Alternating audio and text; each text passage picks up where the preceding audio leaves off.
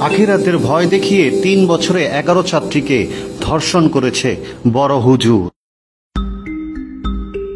হুজুরের কথা শোনা ফরজ না শুনলেই আখিরাতে যাওয়া সহ নানান রকম কৌশলে ফতোয়া ও ভয় দেখিয়ে গত ৩ বছরে ১১ ছাত্রীকে ধর্ষণ করার কথা র্যাবের কাছে স্বীকার করেছেন ফতুল্লার দারুল হুদা মহিলা মাদ্রাসার বড় হুজুর অধ্যক্ষ মুফতি মোস্তাফিজুর রহমান।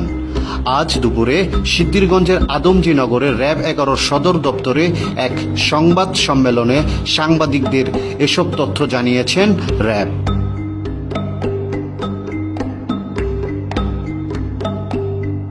সংবাদ সম্মেলনে র্যাব ১১ অতিরিক্ত পুলিশ সুপার আলেপ উদ্দিন জানিয়েছেন, গত শনিবার দুপুরে মাদ্রাসার একাধিক ছাত্রীকে ধর্ষণ ও যৌন নির্যাতনের অভিযোগে ফতুল্লার দারুল হুদা মহিলা মাদ্রাসার প্রতিষ্ঠাতা অধ্যক্ষ মুফতি মোস্তাফিজুর রহমানকে গ্রেপ্তার করে র্যাব।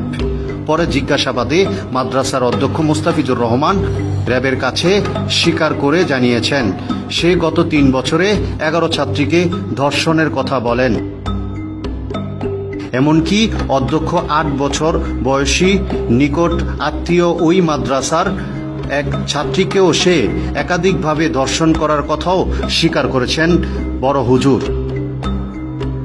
ধর্ষণের কথা স্বীকার এসব ছাত্রীদের মধ্যে কেউ মুখ খোলার চেষ্টা করলেও এক একজনকে এক এক রকম অপবাদ দিয়ে মাদ্রাসা থেকে বের করে দেয় এই অধ্যক্ষ। চলুন তাহলে বড় হুজুরের মুখ থেকেই শুনি তার ধর্ষণের বিভিন্ন কথাগুলো।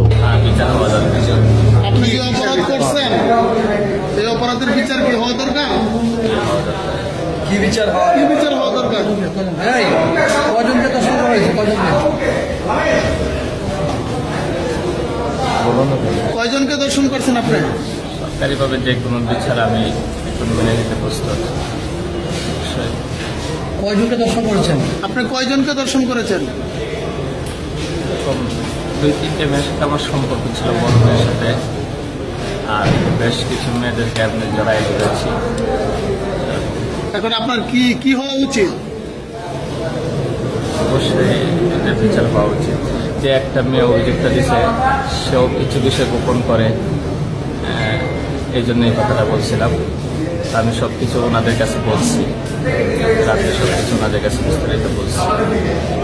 এখন কি আপনাকে আপনার নিজের অপরাধী লাগে কিনা? জি অবশ্যই। আপনি যেটা করছেন ভুল করছেন? জি করছি।